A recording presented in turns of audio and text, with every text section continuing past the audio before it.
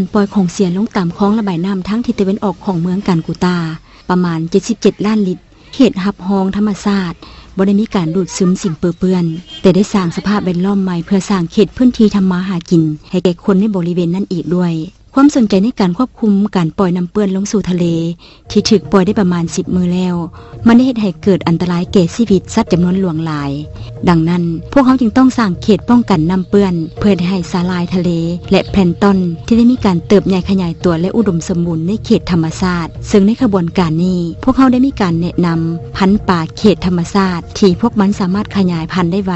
ในการรักษาสิ่งดังกล่าวเป็นไปได้น้อยแต่สำหรับลูกป่าแล้วในการขยายตัวของมันเมนต้องการที่มีการไหลและหมุนเวียนตลอดพร้อมด้วยอาหารป่าประเภทสาหร่ายและต้องการเลือกบอลอยู่อีก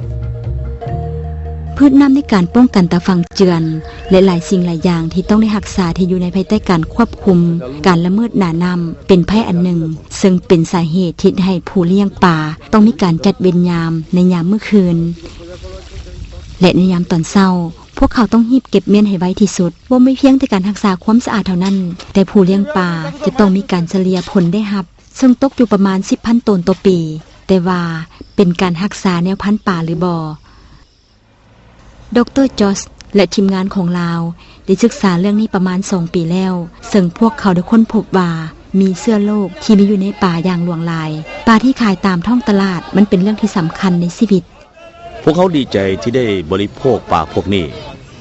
ในการนำไส้น้ำสะอาดไปโฮดพักที่อยู่ตามชีมหนองและขอขอบใจเมืองกาญกูตาในการรักษาเงินประมาณ1 ล้านเหรียญสหรัฐในการรักษาความสะอาดขอสัญญาในการรักษาน้ำเสียในเมืองนี้มันมีราคาถึง100 ล้านเหรียญสหรัฐในการบำรุงรักษาแต่ก็บ่มีการช่วยเหลือใดๆทั้งสิ้นคุณค่าของเมืองกาญกูตาเมนรัฐบาลอินเดียจะเป็นผู้แนะนำว่าในการรักษาความสะอาดและสิ่งเปื้อนนั้นควรจะเป็นแผนการของกลุ่มใดแต่ดร.จอสมีความกังวลเกี่ยวกับการข่มขู่จากนายทุนที่ดินความสนใจในดินก็เป็นความสนใจที่ใหญ่หลายในทุกคนทุกแห่งในโลกนี้เป็นต้นก็แม่นความสนใจในเฮือนใหม่และมีตลาดที่ดินสำหรับเรื่องนี้ซึ่งมันแสดงออกในการควบคุมตลาดดังนั้นพวกเขาจึงสามารถเห็นการขยายตัวของการเปลี่ยนแปลงดังกล่าวในเวลาเดียวกันนั้นก็เกิดมีการพยายามที่จะปกปักรักษาเอาไว้เช่นเดียวกัน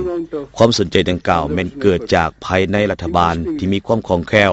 และเกิดจาก NGO ประมาณ2-3 เทื่อพวกเขามีการนัดหยุดงานแต่ว่าอยู่ในเมือง